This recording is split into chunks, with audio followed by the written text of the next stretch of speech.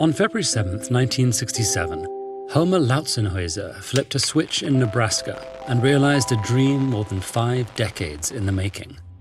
The power grids of the United States joined together, forming one interconnected machine stretching coast to coast.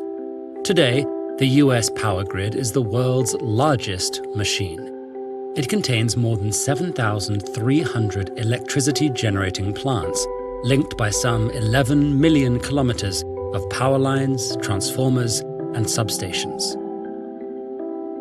Power grids span Earth's continents, transmitting electricity around the clock. They're massive feats of engineering, but their functioning depends on a delicate balance. Their components must always work in unison, maintain a constant frequency throughout the grid, and match energy supply with demand. If there's too much electricity in the system, you get unsafe power spikes that can overheat and damage equipment. Too little electricity, and you get blackouts. So, to strike this balance, power grid operators monitor the grid from sophisticated control centers. They forecast energy demand and adjust which power plants are active, signaling them to turn their output up or down to precisely meet current demand. By considering factors like the availability and cost of energy resources, grid operators create a dispatch curve, which maps out the order in which energy sources will be used. The grid defaults to using energy from the start of the curve first. Usually, the resources are ordered by price.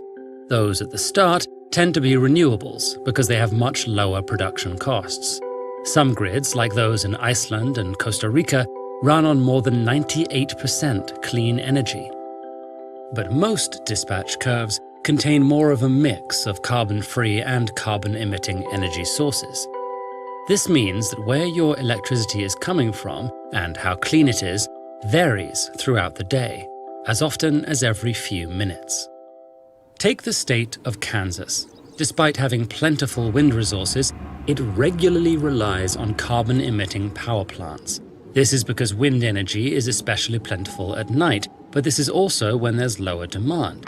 So, Kansas's wind energy is actually regularly disposed of to prevent excess electricity from damaging the grid.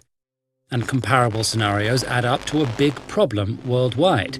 Thankfully, dependence on renewables is rising, but power grids are often unable to make full use of them. Many simply weren't designed around intermittent energy sources and can't store large amounts of electricity. Researchers are experimenting with unique storage solutions. However, this will take time and substantial investment. But hope is not lost.